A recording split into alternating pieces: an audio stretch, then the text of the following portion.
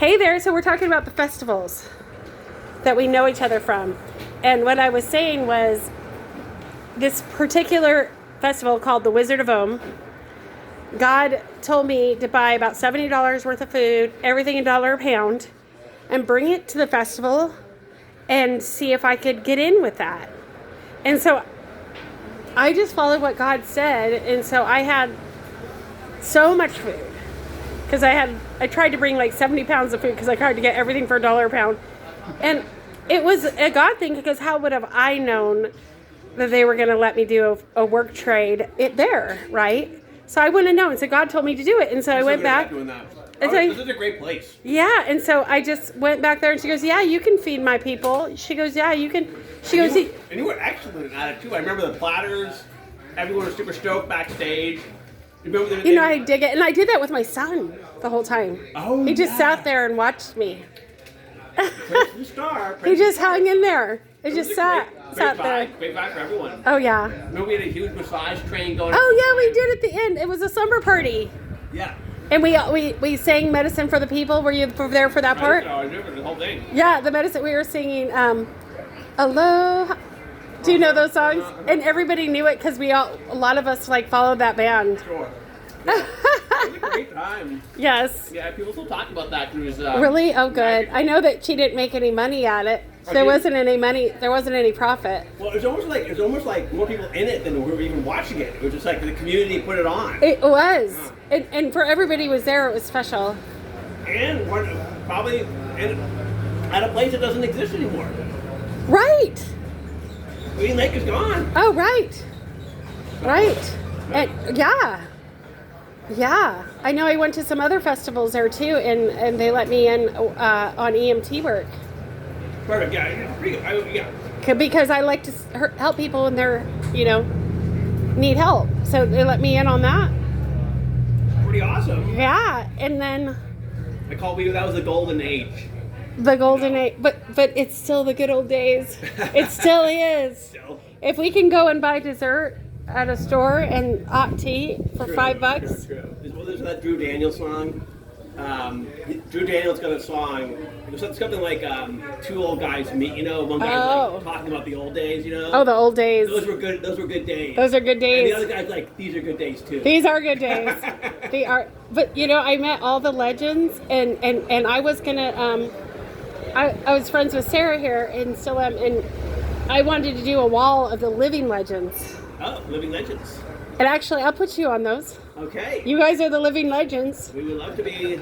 But she goes, so she liked the idea, but that was when the Rastafarian king was alive still, Armand. Oh. And I was friends with the Coconut King and Maestro, which I dated, and Armand, so he him and I did a road trip right before he died. Oh, no kidding. The King of the Rainbow. Have you heard about him?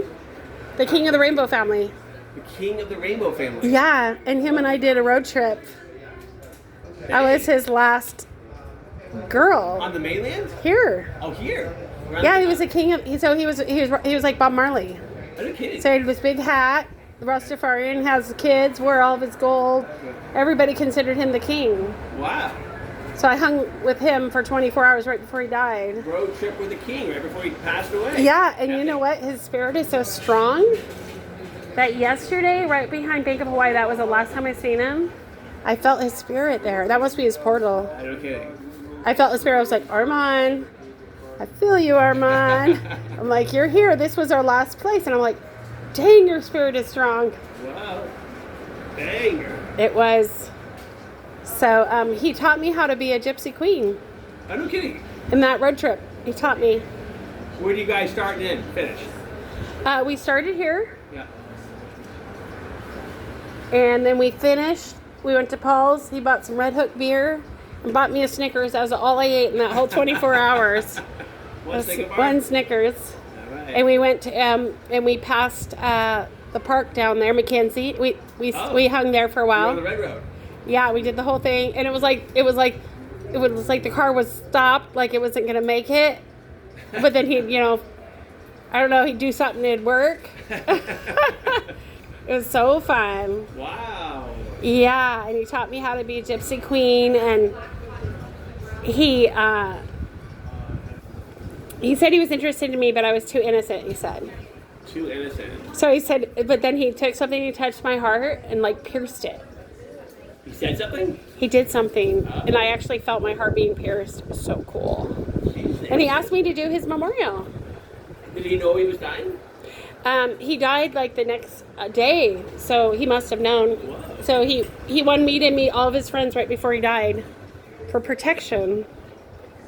Sounds like So an epic. it was, and it knitted all of his friends together, and Wow. and then I became friends with all of his friends because then they looked at me as the last person he was with, you know, pretty much. And Right, okay. and he said, if you ever need a place to live, he said, live with a cat lady. She'll put you up. The person that takes care of the cats. He said she'd put me up. All right. So he was trying to protect me before he died. Wow. That's sweet. Wow. Yeah. Yeah, I was friends with him like 10 years before that. How long have you been here on the island? Since 2002. 2002. Dang. I didn't realize that. I lived in the Monkey Temple. Oh, you did? I lived at Ed Frazier's farm. Oh my God. You've heard Monkey Temple stories, right? Yeah. But With John Corbin, the mushroom guy. Oh, okay, yeah. You heard about him? Was he at the Monkey Temple? He was the one who was renting it. Oh, he was. Okay. I just know because we used to do their coconuts. Oh yeah. So he was a magic mushroom guy. Okay, makes sense. And then That he structure is so cool. rented it. Yeah, and then he rented it, and then he let me live there for free. And he used to take everyone to Cirque du Soleil. I mean, a group of friends to Cirque du Soleil every year. The best location, I think, on the Red Road. I know. It was so fun. Yeah. I loved it.